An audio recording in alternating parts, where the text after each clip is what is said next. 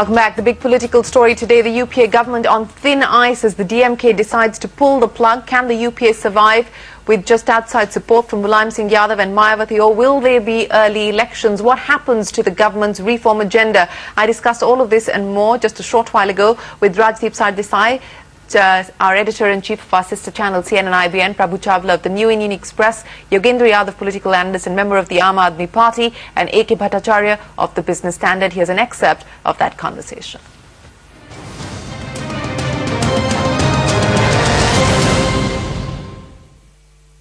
The DMK has withdrawn support for its own survival, not necessarily whether the UPA survives or not. At the moment, the DMK cannot risk an early election. The DMK doesn't want an early election. The DMK perhaps knows that even without its support, this UPA government may well survive. There is equally the possibility that the DMK will not try to actively bring down the government. It's one thing to withdraw support. It's another thing to vote against the government in a vote of no confidence. Because whether you like it or not, the DMK may well have to do business again with the Congress come election time. So I think the DMK has taken a calculated gamble. Yes, this perhaps is not the kind of issue that will resonate and get it votes, but what will? Here is a party completely discredited which needs to revive and enthuse its cadres. It believes that this is the only issue at the moment which can perhaps enthuse its cadres. This is political opportunism, and therefore you have to see it as that. I don't think we are heading for early elections, but you're clearly heading for a situation where the UPA is once again in the ICU with, relying on Mayawati and Mulayam to keep it afloat. Yogendra Yadav, the UPA is an ICU relying on Mayawati and the Samajwadi Party support. Then that's a pretty precarious place to be in, because neither of those two are really dependable in that sense. Well, this is not new. This has been happening for quite some time.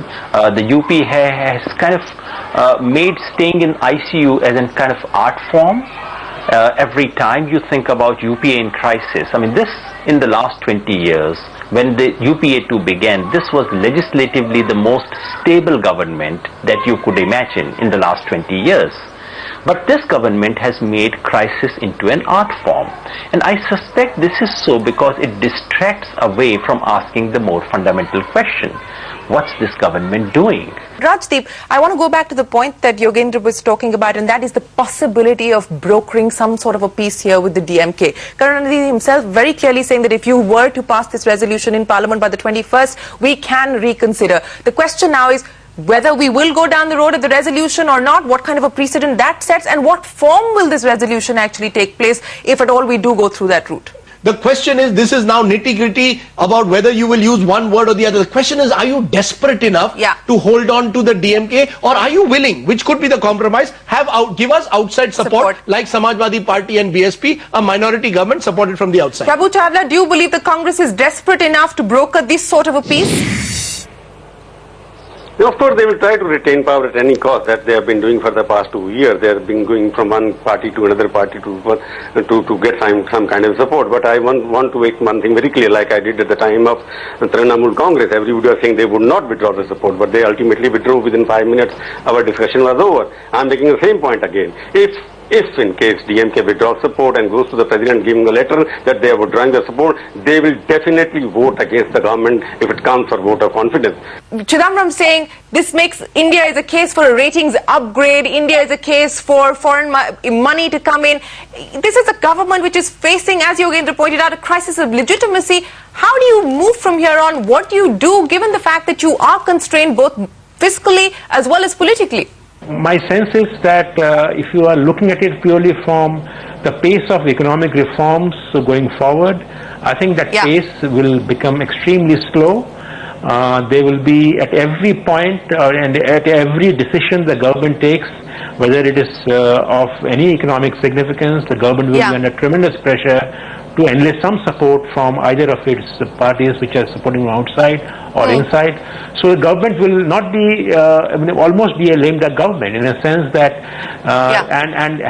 this happening at a time when India needs to revive growth, India needs to take care of its current account deficit, is actually quite an unfortunate development. And so that if the market is, once again I repeat, markets have given it a thumbs down, it is because of this variety of reasons.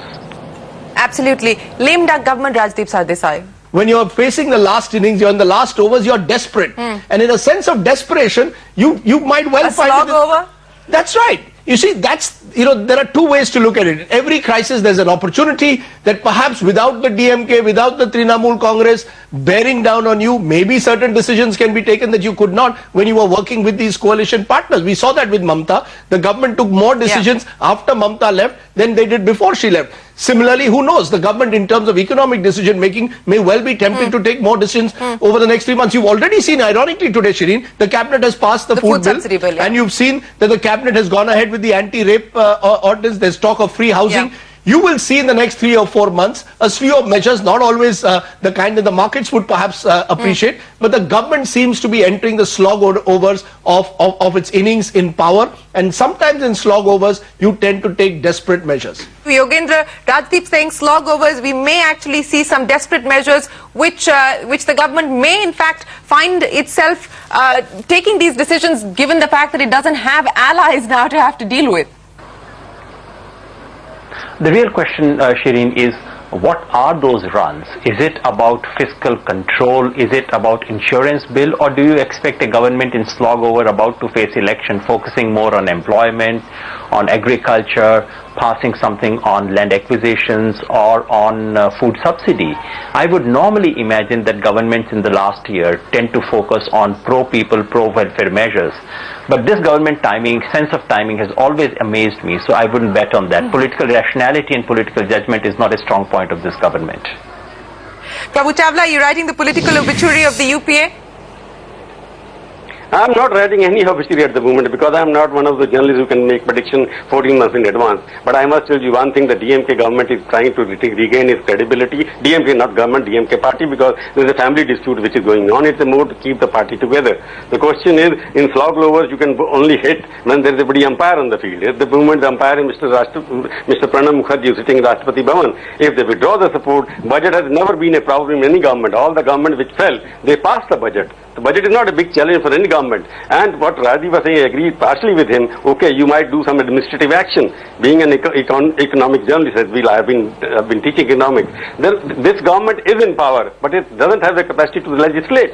Government is in power, but it cannot govern. Its capacity to govern and deliver is crippled at the moment. It can work on daily basis. I don't know which day it will collapse.